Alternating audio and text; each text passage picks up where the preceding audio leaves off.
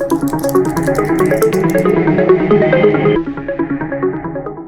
vaxtınız xeyir olsun əziz tamaşaçılar. Bugün də studiyamızın qonağı var. Studiyamızın qonağı isə Vəliyeva Xatirə xanım, Xankəndi Məcburi Köçkünlərə Dəstək İctimai Birliyinin sədri, həmçinin Milli QHT Forumunun idarə heyətinin üzvü.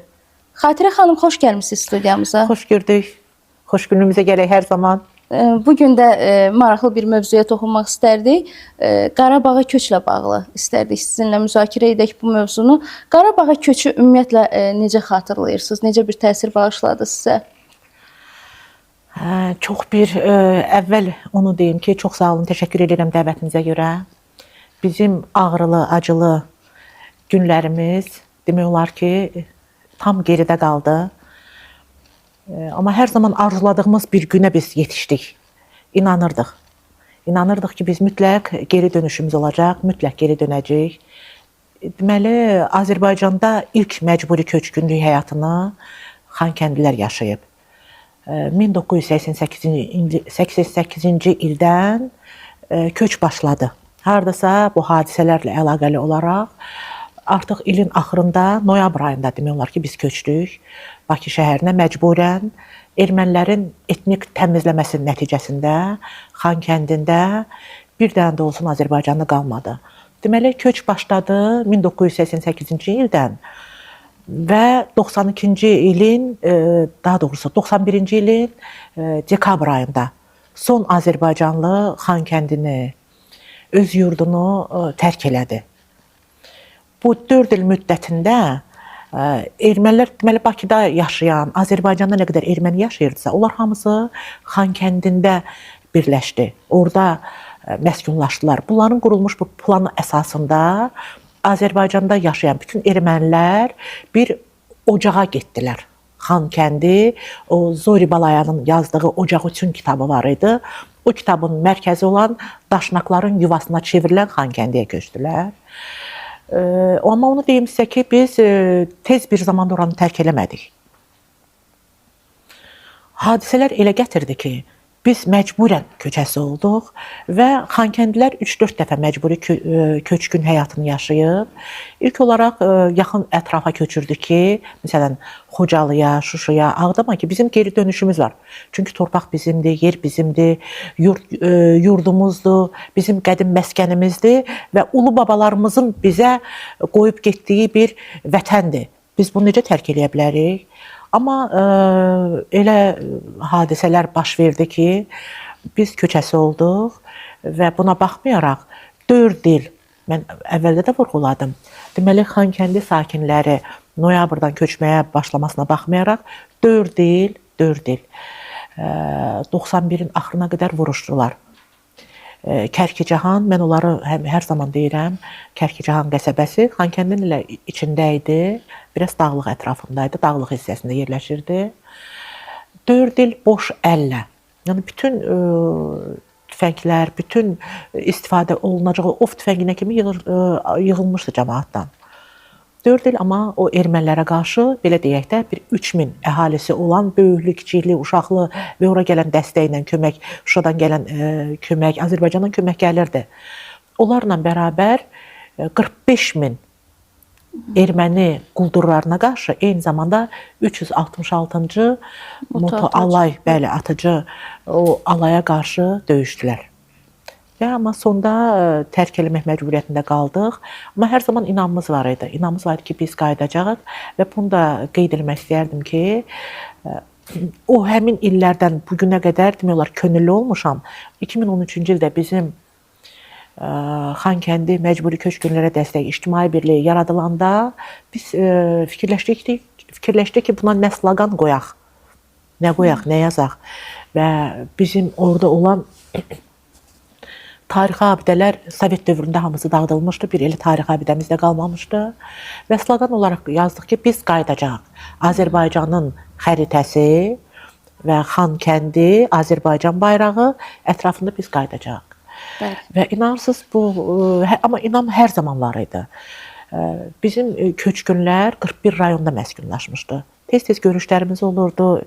Hər zaman onları biz demək olar ki, tez-tez ildə bir 3-4 dəfə bir 10-15 rayonda onlarla ünsiyyətdə olurduq, onlarla görüşlər təşkil edirdik, xeyir, şər və belə tədbirlərim ümumiyyətlə mən Azərbaycanda demək olar ki, Bakıda tədbir keçirməmişəm, hər zaman bölgələrdə olurdu və o tədbirim bir tədbiri eyni olaraq bir 15 rayonda keçirdim köçkünlərimizlə ki, onlar özlərini tək hiss eləməsinlər. Çünki bizim nümayəndəliyimiz yox idi. Və onları birləşdirmək lazım idi, onlara bir ümid vermək, inam yaratmaq lazım idi. Amma hər kəs də inanırdı. Bilirdi ki, bir gün biz qayıdacağıq. Bu illər ərzində indi yaratdığınız ictimai birlik, bayaq da qeyd etdiniz, adı da həqiqətən bir insanda böyük ümid yaradırdı qayıdışla bağlı. Hansı işlər görmüsünüz? Mənim keçirdiyiniz tədbirlərmi deyim? Bəli, mən 2013-cü ilə qədər də çox görüşlər, tədbirlər keçirirdik. Heç bir belə deyək də könüllü olaraq. Yəni hər birimiz bir yerdə olaq, hansısa bir şəhidin anım günüdür, Xankəndinin işğalı günüdür, Xankəndinin işğalının başlandığı gündür. Yəni 88-ci sentyabrda başladı işğalı günü və dekabr ayında sonlaşan o günləri hər zaman biz demək olar ki, sakinlərimizlə, Xankəndi sakinlərlə görüşlər keçirdir, danışır, görüşür. Məsələn, belə bir tədbirlərimiz olurdu. Amma 2013-cü ildən artıq Xankəndi İctimai Birliyi olaraq biz deməli layihə üzərində işləyəsi olduq və qrant müsabiqəsinin qalibi olduq. İlk bizim layihəmiz Xankəndi sakinlərindən toplanan şəhər görüntüləri və sakinlər, şəhidlərimiz, Ulu Öndərin Xankəndiyə deməli Xankəndində olması, Xankəndi Dəmiryol vağzalının açılışında iştirak etməsi. Deməli bu stendlər əsasında gözəl bir səyyar layihə şəkillər əsasında səyyar sərgi təşkil elədik və bu səyyar sərgi ilə bütün Xankəndinin məskunlaşdığı, Xankəndlilərin məskunlaşdığı yerlərdə, ərazilərdə biz həmin deməli səyyar sərgi ilə birlikdə olduq. Biz qayıdışla bağlı müzakirə aparırıqsa, Qarabağın işğaldan azad olunma prosesini yəqin ki, mütləq şəkildə danışmalıyıq. Bizim möhtəşəm tarix yazdı. İgid əsgərlərimiz, cənab prezidentimiz bütün dünyaya sübut etdi. Əsrlər sonra Azərbaycan torpaqlarına geri qaytardı. Bir detala toxunmaq istəyirdim, Xatirə xanım. Yəqin ki, xatirinizdədir o yaz. Türkiyə prezidenti Rəcəb Tayyip Ərdoğan Şuşaya səfəri zamanı əlini Xankəndinə uzadaraq söylədi ki, otel ordamı? Cənab prezidentimiz İlham Əliyev də özünə əminliklə dedi ki, inşallah orada da olacaq. Yəqin ki, xatırlayırsınız o görüntüləri. Həmin o görüşü unutmaq olarmı? Əlbəttə ki, tam xatirimdədir. Türkiyə prezidentinin əl uzadaraq Xankəndini göstərərək demək ki, ora otel orada mı? Yəni orada gedəcəkmi? Orada olacaqmı? Yəni bu mesajıydı. Bəli, bəli. Bu mesajı çox belə deyək də fəxrlə, gülərək, əminliklə cənab prezidentə qeydin, bəli, otel oradadır, orada da olacaq. Orada da mütləq olacaq və mən bunu da vurğulamaq istəyirəm ki, ümumiyyətlə bizim bütün layihələrdə biz sonu cənab prezidentin, Ali Baş Komandanın şüarı ilə sonlandırırdıq. Çünki ən yüksək beynəlxalq tribunadan cənab prezident Qarabağ haqqında danışana mütləq deyirdi, Azərbaycan bayrağı Şuşada, Xankəndində dalğalanacaq. Və sözünü tutdu Ali Baş Komandan. Xankəndində bugün bayraq ən yüksəklikdə dalğalanır. Çünki bəli, bölgələr tam azad olunmuşdu. Amma Xankəndinin azad olmaması birisi necədir? Yəni ocaq orada başlamışdı. Mütləq də orada söndürülməli idi və ilk bayraq orada endirilmişdi. Və ilk bayraq endirilən yerdə bayraq ucaldılmalıydı və cənab prezident hər zamanki kimi sözünü tutdu və nəinki otel, oranı demək olar ki, gənclər şəhərciyi, təhsilin mərkəzi, eyni zamanda bütün beynəlxalq tədbirlərin məskəninə çevirdi. Bəli, həqiqətən ora səfərim zamanı da mən özümdən deyirəm də, siz tez-tez səfər edirsiniz. Yəqin ki, o barədə də inşallah növbəti dəqiqələrdə ətraflı məlumat verəcəksiniz. Siz inanırsınız ki, bir şəhərin tərkibində həm kənd var, həm şəhər var, müxtəlif iqlim var. Çox inanın mən qayıtmaq istəmirdim. Düşünürdüm ki, mən bəlkə köçüm burada yaşayım və o qədər ora heyran qalmışdım həqiqətən.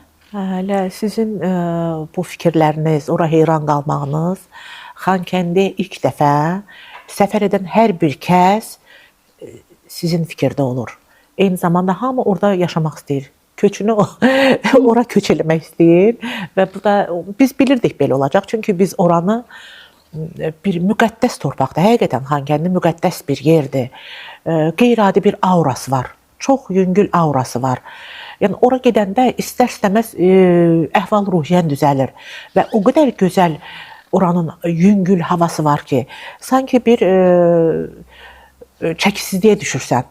Elə gəzmək istəyirsən də belə, bilmirəm, bəlkə də mən orada doğulmuşam, orada böyümüşəm deyə mənə belə gəlir. Amma elə mən özümün hiss etdiyimi ora gələn, kənardan gələn, bəli, hər kəs onu elə söyləyir və hər kəs orada yaşamaq istəyir və bu günləri Xankəndinin o qapısı hər kəsin üzünə, hər birimizin açıqdır və bu günlə biz ora köçlə bərabər artıq biz oradayıq. Artıq köçümüz var. Artıq Xankəndlilər bir hissə köç edib ora. Siz özünüz necə köçmüsünüz? Yox, hələ ki bizim evlərimiz təmirdədir. Əsas odur ki, orada erməni yoxdur və bu günləri Azərbaycanın bayrağı orada dalğalanır və əhali artıq sıx yaşamağa başlayıb. Hissə köç başlayıb. İndi yaxın bu üzümüzə gələn ayda da yenə Xankəndiyə köç var. İnşallah. Köç gedəcək. Orada evlərin təmirinə başlanılıb. Orada sıfırdan tikilən evlər yoxdur. Çünki öz evlərimiz idi və evlərimiz də bu 30 il müddətinə nə deyək, onlar bilirdilər ki, bu ev bunların deyil. Ona görə də heç bir restavrasiya aparılmayıb. Restavrasiya yox, hətta olanı da dağıdıb döküblər. Evin içinə girirsən ki, çox gözəl mebelləri var. Bütün elektrik təchizatı çox yüksək səviyyədə, Avropa istehsalı. Çünki bunlar hamısı yardım gəlib bunlara. Bunlar burada saxlamaq üçün ermənilərin özlərini yardım gəlib, amma evlərin təmiri yox idi. Evlərdə təmir olmadığına görə yenidən təmir başlayır və köç davamlı olaraq gedəcək.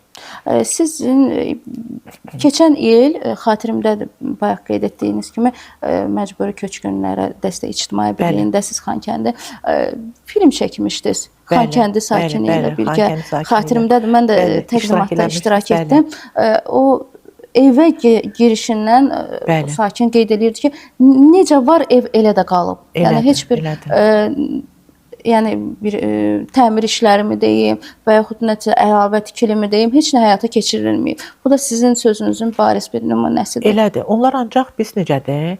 Bu günləri ermənilərin havadarları, daha doğrusu ermənilərdən çox, bu Avropa Şurası, ermənilərin havadarları Azərbaycanı etnik təmizləmədə və güya onların milli mədəni abidələrinin, dini abidələrinin dağıdılmasında günahlandırır. Amma Xankəndində heç bir dini abidə yox idi. Bizdən sonra tikilənlər var. Amma onu bunlar, necə deyim, insan necə riyakar olmalıdır ki, bunu dilə gətirsin. Azərbaycan qəbirstanlığı yoxdur. 3 dənə Azərbaycan qəbirstanlığı. Mən oranın sakini olduğuma görə bilirəm ki, bu istiqamətdə Azərbaycan qəbirstanlığı olub. Yoxdur, tamamən yoxdur. Ondan üzbəyüzdə erməni qəbirstanlığıdır. Deməli, Azərbaycanın erməni qəbirstanlıqları 2 yerdə üzbəyüzdür. Azərbaycan yoxdur, bunların qəbirstanlığı durur. Amma bunlar dilə gətirərək deyirlər ki, bizim abidələr dağılır, dini mədəni abidələrimizi dağıdırlar, qəbirstanlığımız dağılır. Heç nəyə əl vurulmadı. Hətta bizim çəkilişimiz olanda, məsələn, biz tərəfi, mənim filmimdə o var. Biz tərəf çəkilir, Azərbaycan qəbirstanlığı yoxdur, amma üzbəyüzdə erməni qəbirstanlığı tam olaraq yerində heç bir daşına xələl də gəlməyibdir. Hazırki köçə münasibətiniz necədir? Yəni hansı ən aktual problemləri maksimum dərəcədə həll etmək lazımdır ki, köç daha sürətli olsun, yəni insanlar daha maraqlı olsun köçə? Bilirsiniz necədir? İnsanlar heç nəyi düşünmədən, fikirləşmədən, orada olan o şəraitin pis, yaxşı, evin təmirli, təmirsiz olmasından asılı olmayaraq hamı ayaq üstədir. Hamı köçmək istəyir, getmək istəyir. Hətta inanırsınız, mən sizə belə də konkret fakt deyim ki, mənim 2 sinif yoldaşım Habil, Seymur orada ev kirayalayıblar. Ev kirayalayıblar, oradadılar. Nə vaxt evlərinə gedəndə öz evləri olacaq. Amma hal-hazırda orada yaşayırlar, amma xidməti ev yox ha. Ümumi kirayələnmiş bir evdə kimsə xidməti ev olaraq ona verilib, tək yaşayır və bunlar da onunla bərabər kirayələyib bəli, öz evlərini onlar məsələn heç kəs gözləmək istəmir. Kim hansı yollarla bacarırsa, ora köç eləyir. Amma dövlət səviyyəsində əlbəttə ki, bu bir dəfəlik köç də mümkün deyil. Çünki hissə-hissə evlərin təmiri getməlidir və ilk olaraq Azərbaycanın müxtəlif bölgələrində yaşayan və pis şəraitdə yaşayanların ilk köçü olur. Yataqxanalardır, məktəbdir, bağçadır, dövlət idarələrində yerləşən və bu günlərə sosial heç bir sosial belə deyək də tərəfdən çox pis vəziyyətdə olan binaların deməli podvallarında yaşayanların köçü başlayıb. İlk olaraq onlar köçdü. Gəncədən köç oldu, yataqxanalardan köç getdi. İlk köç Gəncə köçü deyək də, Gəncəlilərin köçü oldu. Gəncəlilər yox, Xankəndilərin Gəncədə məskunlaşmış Xankəndilərin köçü oldu. Gəncədən gəldi köçümüz. Belə, amma hər kəs bugün ayaq üstədir. Kim nə vaxt deyir, gedə bilirik, gəlirik. Amma cənab prezidentin qərarı ilə böyük qayıdışa artıq start verilib Xankəndinə. Xankəndə evlər təmirdən çıxır, təmir edirlər. Amma bizim belə deyək də, kim ürəyindən keçirsə, orada özünə bir yer düzəldib, daha doğrusu kiçik biznes yaradıb, kiçik bir biznes yaradıb, kiçik bir iş qurub, ora köç eləyib, yəni xidmət evlə onlar təmin olunurlar deyə. Amma dövlət proqramı olaraq böyük qayıdış çox yüksək səviyyədə aparılır və bizim geri dönüşümüz artıq orada var, artıq biz oradayıq və işlə bağlı düzdür, çətinliklər var, amma bunlar hamısı müvəqqətidir. Yəni az bir zamanda 2 ildir Xankəndi əsarətdən, işğaldan azad olunub, suverenliyimiz demək olar ki, tam təsdiq olunub, bərpa olunub daha doğrusu suverenliyimiz. Onunla bağlı heç bir problem yoxdur. Böyük qayıdışın dəstəyi olaraq, ilk olaraq pis şəraitdə yaşayan məcburi köçkünlər orada evlə təmin olunurlar. Amma mən bir nüansı da vurğulamaq istəyirdim ki, bizim bu qayıdışımız, bizim zəfərimiz daha 2016-dan başladı. 2016-cı ildə cənab prezidentin bu böyük Mərcanlı zəfəri, zəfər çalmağı ilk zəfərimiz. Demək olar ki, bu məğlubiyyət sindromunu sındırdı. Məğlubiyyət sindromu sınandan sonra hər birimiz ayaq üstə bilirdik ki, bu zəfər mütləq olacaq. Və bugün cənab prezident həqiqətən verdiyi sözü hər zaman tutduğu kimi, bu sözünü də ataya verdiyi, atanın vəsiyyətini həyata keçirdi və Azərbaycan bayrağını Şuşada, Xankəndində və bütün o bölgələrdə dalğalandırdı. Və buna görə də biz Ali Baş Komandan olaraq cənab İlham Əliyevə və şəhidlərimizə, ordumuza sonsuz bir təşəkkürümüz var. Bəli. Əslində köçümüz belə deyək, 30 ildə orada yaşayan ermənilərin orada göstərdiyi belə deyək, fəaliyyətə baxanda siz qeyd etdiyiniz kimi 5 ildə, 3 ildə bizim bu sürətlə qayıdışımız, bu sürətlə orada aparılan tikintilər, qurulan işlər tək Ermənistanda deyil, bütün dünyada şok effekti yaradıb. Ki, həqiqətən çox böyük o əzmkarlıq tələb edir, çox böyük həm maddi, həm mənəvi güc tələb edir. Şükürlər olsun bugünə ki, bu gücü də Ali Baş Komandanımız xalqdan alır, xalq da Ali Baş Komandanımız İlham Əliyevdən. Hər zaman elə Ali Baş Komandan onu vurğulayır.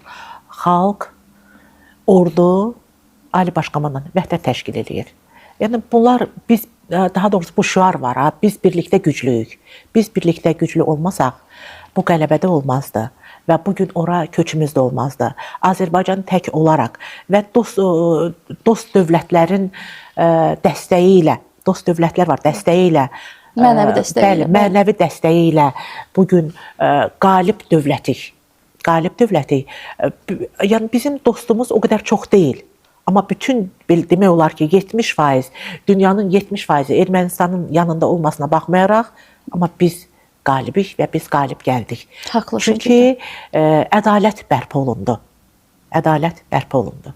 Bəli. Belə sonda tamaşaçılarımıza demək istədikləriniz varsa buyurun. Tamaşaçılarımıza demək istədiyim, heç vaxt inamınızı itirməyin. Hər zaman dövlətimizin yanında olaq, birlikdə olaq və biz nə qədər bir olsaq, birlikdə olsaq, bir o qədər də güclü olacaq. Və hər birinizi əgər Xankəndində, Qarabağda olmayan varsa, oranı bir ziyarət etməyə dəvət edirəm və bu ziyarətdən çox məmnun qalacaqsınız. Belə. Sonda sizə təşəkkürümü bildirirəm Xatirə xanım, dəvətimizi qəbul edib studiyamıza gəldiyiniz üçün. Beləliklə verilişimiz sona çatdı. Verilişimizin qonağı isə Xatirə xanım Vəliyeva, Xankəndi Məcburi Köçkünlərinə Dəstək İctimai Birliyinin sədri, həmçinin Milli Qeyri-Hökumət Təşkilatlarının Forumunun İdarə Heyətinin üzvü. Sağ olun, sağlıqla qalın.